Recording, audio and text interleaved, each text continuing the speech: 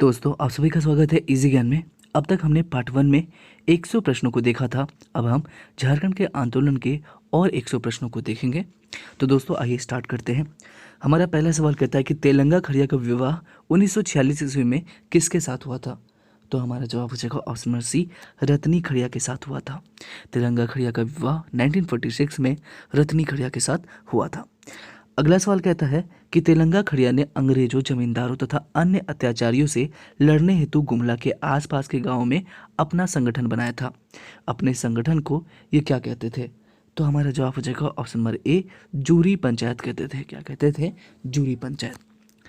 अगला सवाल कहता है कि तेलंगा खड़िया को बसिया थाना अंतर्गत कुम्हारी ग्राम में जूरी पंचायत में समर्थकों को संबोधित करते समय गिरफ्तार किया गया था। गिरफ्तारी के पश्चात उन्हें कहाँ के जेल में भेज दिया गया था। तो हमारा जवाब हो जाएगा option number C, Ranchi jail में उन्हें भेज दिया गया था। अगला सवाल कहता है कि 1857 के विद्रोह के नायक ठाकुर विश्वनाथ सहदेव का जन्म कब हुआ था। तो दोस्तों हमारा जवाब हो जाएगा ऑप्शन नंबर ए, 12 अगस्त 1817 ईस्वी को ही 1857 के विद्रोह के नायक ठाकुर विश्वनाथ सहदेव का जन्म हुआ था। चलते हैं अगले सवाल की ओर।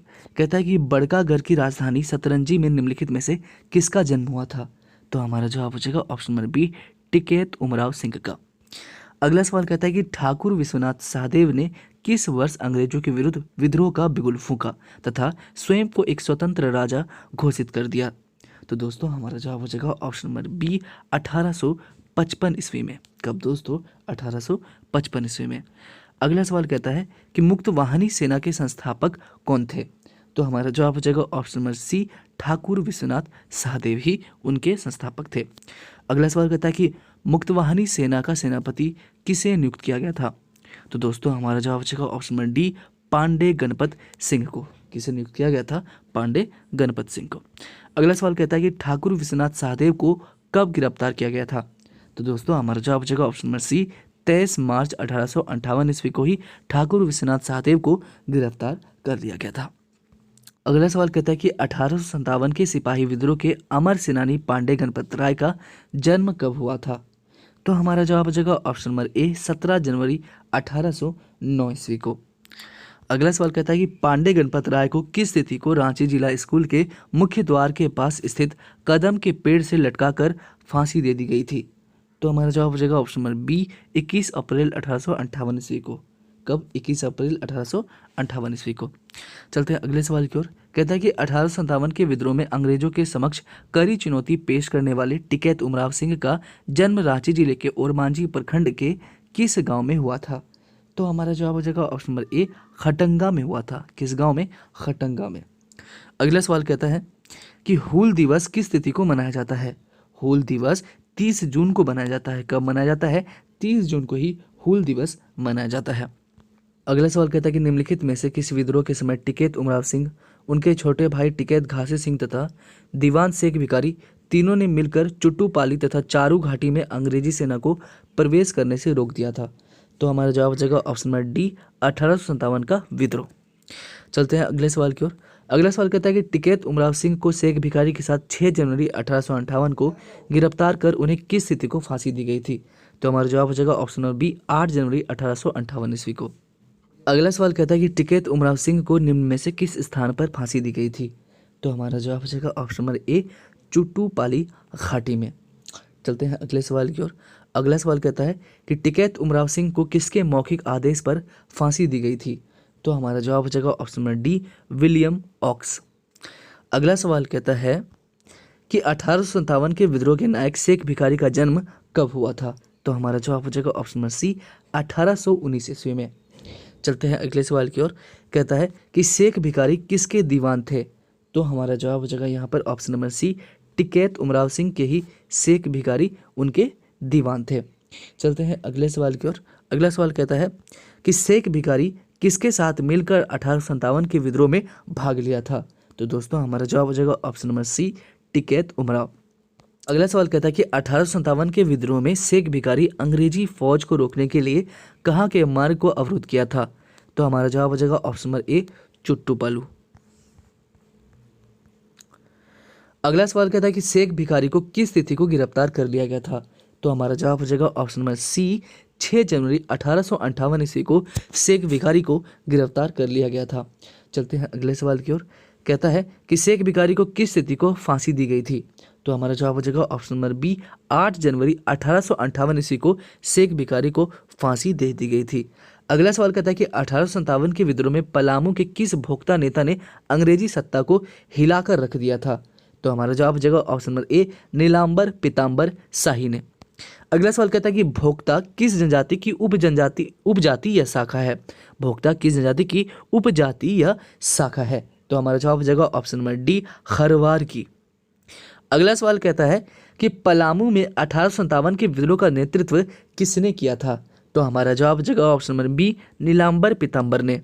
अगला सवाल कहता है कि नीलांबर पीताम्बर के संबंध में कौन सा कथन जो है ये बिल्कुल ही सत्य है? तो हमारा जवाब हो जाएगा ऑप्शन नंबर डी, उपरोक्त सभी ही।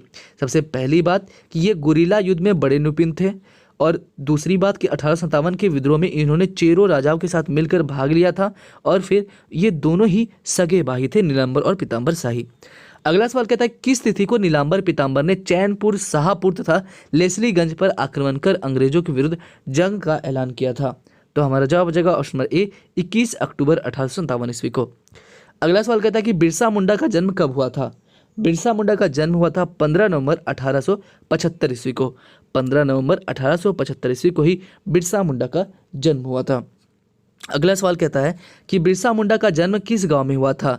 तो हमारा जवाब हो जाएगा ऑप्शन नंबर डी, उली हाथू गांव में ही बिरसा मुंडा का जन्म हुआ था।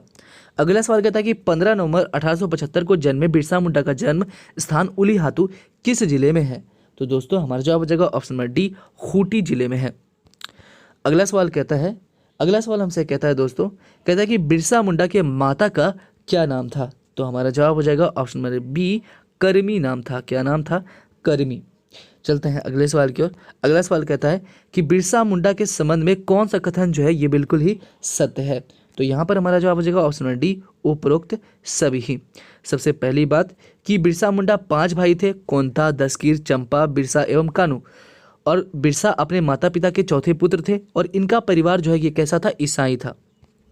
अगला सवाल कहता है कि बचपन में बिरसा सरना से किस धर्म में दीक्षित हुए थे? तो हमारा जवाब हो जाएगा ऑप्शन नंबर डी, ईसाई से। अगला सवाल कहता है कि निम्न में से किसका ईसाई धर्म में कन्फर्मेशन 7 मई 1886 को चाईबासा लुथेरन मिशन में हुआ था? तो हमारा जवाब हो जाएगा option number D, Birsa Munda का। अगला सवाल कहता है कि बिरसा मुंडा की शिक्षा के संबंध में कौन सा कथन जो है ये बिल्कुल ही सत्य है? तो हमारा जवाब हो जाएगा ऑप्शन नंबर डी, उपरोक्त सभी ही। सबसे पहली बात कि बिरसा का प्रारंभिक शिक्षा सलगा स्कूल में हुआ था, और बिरसा ने अपनी प्राइमरी शिक्षा के लिए बुरजू मिशन स्कूल में अपना नाम लिखवाया था, और बिरसा ने चाईबासा में रहकर उच्च प्राथमिक स्तर की शिक्षा प्राप्त की थी। अगला सवाल कहता है कि बिरसा पेशे से क्या थे? तो हमारा जवाब हो जाएगा ऑप्शन नंबर ए, बुनकर थे। अगला सवाल कहता है कि बिरसा मुंडा के धार्मिक प्रवृत्ति के संबंध में कौन सा कथन सत्य है? तो यहाँ पर हमारा जवाब हो जाएगा ऑप्शन नंबर डी, उपरोक्त सभी ही। बिरसा अपने धर्म विशेषकर वैष्णव धर्म पर बल देते थे। फिर बिरसा पूर्णतया वैष्णव हो गए थे। बिरसा जनेऊ, खड़ाऊ और हल्दी के रंग में रंगी धोती पहनते थे। अगला सवाल कहता है कि बिरसा मुंडा आदिवासियों से किसकी पूजा करने के लिए कहा करते थे? तो हमारा जवाब हो जाएगा ऑप्शन नंबर ए, सिंह बोंगा की। अगला सवाल कहता है कि बिरसा ने अपने आप को किसका दूत बताया था? तो बिरसा ने अपने आप को सिंह बोंगा का दूत बताया था। चलते हैं अगले सवाल की ओर। कहता है कि बिरसाई धर्म को किसने चलाया था? तो बिरसाई धर्म को चलाया था बिरसा मुंडा ने। अगला सवाल कहता है कि बिरसा मुंडा के आंदोलन का मुख्यालय कहाँ था? तो हमारा जवाब हो जाएगा ऑप्शन नंबर डी, खूंटी था उनके आंदोलन का मुख्यालय। अगला सवाल कहता है कि निम्नलिखित में से कौन सा पहाड़ बिरसा आंदोलन का केंद्र बिंदु था? तो हमारा जवाब हो जाएगा ऑप्शन नंबर सी, डोंबारी पहाड़ ही बिरसा आंदोलन का केंद्र बिंदु था। अगला सवाल कहता है कि बिरसा मुंडा को अंग्रेजों ने चक्रधर्म के जमकोपाई जंगल में सोते हुए कब गिरफ्तार किया गया था? तो दोस्तों हमारा जवाब हो जाएगा ऑप्शन नंबर ए, 3 फरवरी 1900 ईस्वी को बिरसा मुंडा को चक्रधरपुर के जमकोपाई जंगल में सोते हुए गिरफ्तार कर लिया गया था। चलते हैं अगले सवाल की ओर। कहता है कि बिरसा मुंडा की मृत्यु किस तिथि की हुई थी? तो दोस्तों हमारा जवाब हो जाएगा ऑप्शन नंबर बी, 9 जून 1900 ईस्वी को बिरसा मुंडा की मृत्यु हो गई थी। अगला सवाल कहता है कि बिरसा मुंडा की मृत्यु किस बीमारी की वजह से हुई थी? तो हमारा जवाब हो जाएगा ऑप्शन नंबर सी, हैजे के कारण से हुई थी। अगला सवाल कहता है कि बिरसा मुंडा की मृत्यु कहाँ के जेल में हुई थी? तो दोस्तों हमारा जवाब हो जाएगा option number A, Ranchi jail में हुई थी। अगला सवाल कहता है कि निम्नलिखित में से किस नेता को 9 जून 1900 को रांची के कोकर स्थित रांची डिस्टिलरी के निकट एक नाले के किनारे दफना दिया गया था, जहां एक स्मारक बना दिया गया है? तो दोस्तों हमारा जवाब हो जाएगा option number D, Birsa Munda. अगला सवाल कहता है कि झारखंड क्षेत्र की व्यथा समझने वाले प्रथम आदिवासी नेता कौन थे? तो हमारा जवाब हो जाएगा ऑप्शन नंबर सी, बिरसा मुंडा। ठीक है, बिरसा मुंडा ही थे जो झारखंड क्षेत्र की व्यथा समझने वाले प्रथम आदिवासी नेता थे। अगला सवाल कहता है कि झारखंड राज्य के गठन के इतिहास का महानायक किसे माना जाता है? तो हमारा जवाब हो जाएगा option number B, Birsa Munda को ही। अगला सवाल कहता है कि 3 फरवरी 1900 ईस्वी को बंद गांव के जगमोहन सिंह के आदमी वीर सिंह महली आदि ने 500 रुपये इनाम के लालच में निम्नलिखित में से किसे गिरफ्तार करवा दिया गया था दोस्तों? तो दोस्तों हमारा जवाब हो जाएगा option number D, Birsa Munda को उन्होंने 500 रुपये के लालच में गिरफ्तार करवा दिया था। अगला सवाल कहता है कि महान आदिवासी नेता बिरसा मुंडा को क्या कहा जाता है? तो दोस्तों इन्हें दाऊद मुंडा भी कहते हैं, दाऊद बिरसा भी कहते हैं और बिरसा भगवान भी कहते हैं। तो हमारा जवाब हो जाएगा ऑप्शन नंबर डी, उपरोक्त सभी ही। अगला सवाल कहता है कि बिरसा मुंडा को आम जनजातियां क्या कहती है? तो हमारा जवाब हो जाएगा ऑप्शन नंबर सी, धरती आबा एवं भगवान कहते हैं इन्हें। ठीक है, चलते हैं अगले सवाल की ओर। अगला सवाल कहता है कि मुंडा विद्रोह का दूसरा अग्रणी नेता कौन था?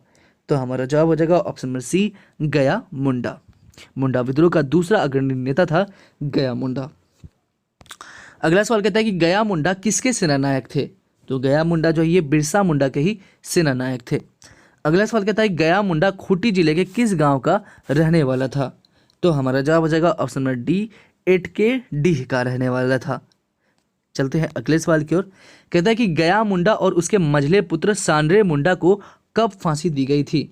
तो हमारा जवाब हो जाएगा ऑप्शन नंबर डी, 22 अक्टूबर 1901 ईस्वी को। ठीक है, चलते हैं अगले सवाल की ओर। कहता है कि गया मुंडा के किस पुत्र को आजीवन कारावास की सजा दी गई थी? तो हमारा जवाब हो जाएगा ऑप्शन नंबर सी, डोंका मुंडा को आजीवन कारावास की सजा दी गई थी। अगला सवाल कहता है कि ताना भगत आंदोलन के प्रणेता जतरा भगत का जन्म कब हुआ था? तो हमारा जवाब हो जाएगा ऑप्शन नंबर ए, 1888 ईस्वी में। नेक्स्ट सवाल कहता है कि जतरा भगत का जन्म गुमला जिले के बिशुनपुर प्रखंड के किस गांव में हुआ था? तो हमारा जवाब हो जाएगा ऑप्शन नंबर डी, चिंगारी नवा टोली। अगला सवाल कहता है कि झारखंड क्षेत्र के किस आंदोलन से जतरा उड़ाव संबंधित थे? तो हमारा जवाब हो जाएगा ऑप्शन नंबर डी, ताना भगत आंदोलन से संबंधित थे जतरा उड़ाव। अगला सवाल कहता है कि ताना भगत आंदोलन मूलतः कैसा आंदोलन था? तो हमारा जवाब हो जाएगा ऑप्शन नंबर सी, धार्मिक एवं राजनीतिक। अगला सवाल कहता है कि जतरा भगत ने अपने आंदोलन किस वर्ष प्रारंभ किया था? तो हमारा जवाब हो जाएगा ऑप्शन नंबर सी, 1914 ईस्वी में। अगला सवाल कहता है कि ताना भक्तों के संबंध में कौन सा कथन सत्य है? तो दोस्तों हमारा जवाब हो जाएगा ऑप्शन नंबर डी, उपरोक्त सभी ही। सबसे पहली बात कि इनमें आंगन में तुलसी चौरा एवं सफ़ेद झंडा आवश्यक था। ये सत्य और अहिंसा की प्रतिमूर्ति होते हैं। खादी वस्त्र और खादी का तिरंगा इनके जीवन संगी है। अगला सवाल कहता है कि निम्नलिखित में से किस नेता ने उड़ाव लोगों के बीच मदिरा पान ना करने, मांस ना खाने, जीव हत्या नहीं करने, यज्ञोपवीत धारण करने, अपने अपने घरों के आंगन में तुलसी चौरा स्थापित करने, बैठ बेगारी समाप्त करने, अंग्रेजों के आदेश को ना मानने, खेतों में गुरुवार का हल चलाना बंद करने का उपदेश दिया? तो हमारा जवाब हो जाएगा ऑप्शन नंबर सी, जतरा भगत ने ही ये उपदेश दिया था। अगला सवाल कहता है कि जतरा भगत के संबंध में कौन सा कथन सत्य है, कौन सा कथन सही है, कौन सा कथन सत्य है? तो दोस्तों हमारा जवाब हो जाएगा ऑप्शन नंबर डी कि इनकी मृत्यु 1915 में हो गई थी। यही कथन जो है सत्य है। ठीक है, अगला सवाल कहता है कि जतरा भगत को किस वर्ष गिरफ्तार किया गया था? तो दोस्तों जतरा भगत को 1916 ईस्वी में ही गिरफ्तार किया गया था। कब? 1916 में। अगला सवाल कहता है कि जतरा भगत की मृत्यु किस वर्ष हुई थी? तो दोस्तों हमारा जवाब हो जाएगा ऑप्शन नंबर बी, 1917 ईस्वी में ही जतरा भगत की मृत्यु हुई थी। चलते हैं अगले सवाल की ओर। कहता है कि आदर्श सिद्धांत और व्यवहार के अद्भुत मिसाल स्वतंत्रता सेनानी बाबू राम नारायण सिंह का जन्म कब हुआ था? तो हमारा जवाब हो जाएगा ऑप्शन नंबर ए, 19 दिसंबर 1885 ईस्वी में इनका जन्म हुआ था, बाबूराम नारायण सिंह का। अगला सवाल क्या कहता है, कहता है कि राम नारायण सिंह का जन्म चतरा जिले के किस गांव में हुआ था।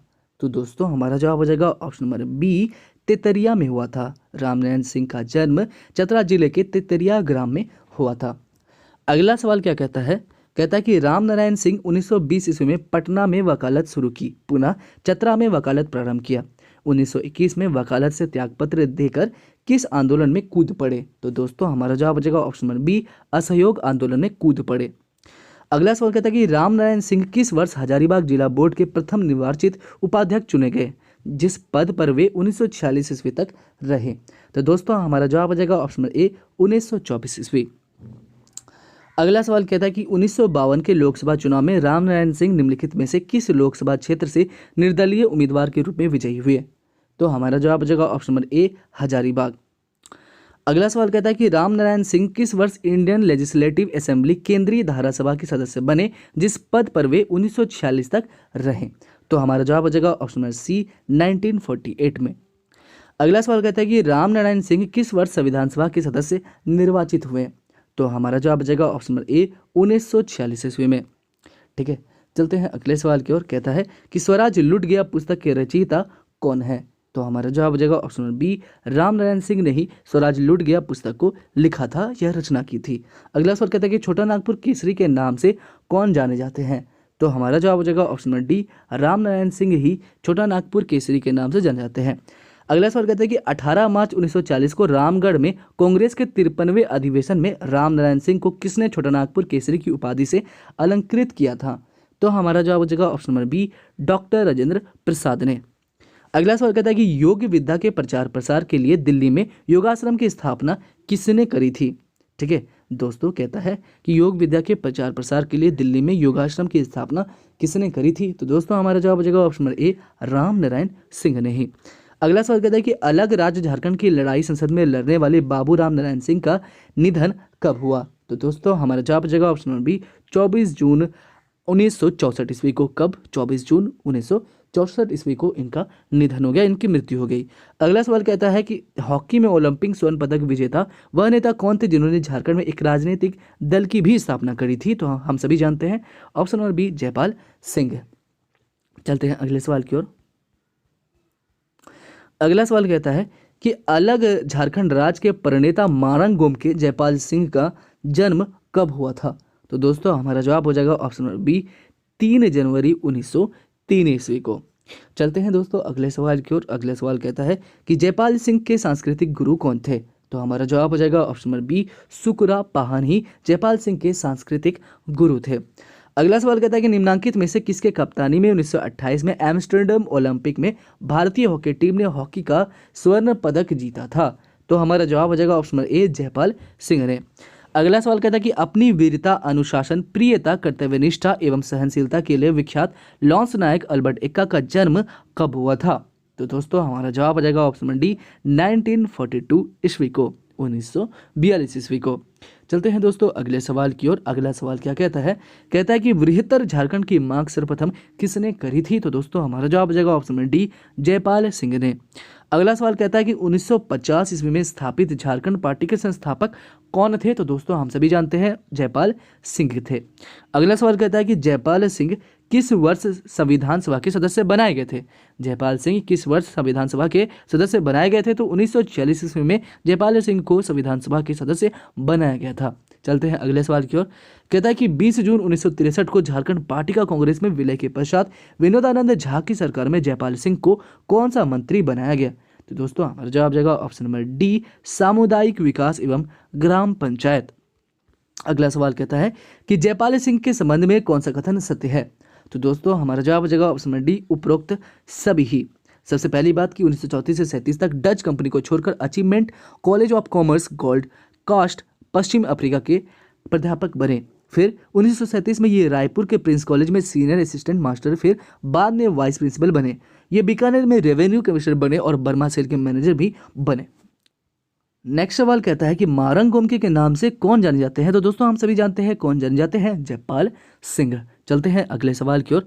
अगला सवाल कहता है कि बिरसा मुंडा का अवतार किसे माना जाता है दोस्तों। तो दोस्तों हमारा जवाब हो जाएगा option number D, Jaipal Singh को ही बिरसा मुंडा का अवतार माना जाता है। दोस्तों हमारा अगला सवाल कहता है कि जयपाल सिंह कब से कब तक खूंटी का लगातार सांसद बने रहे।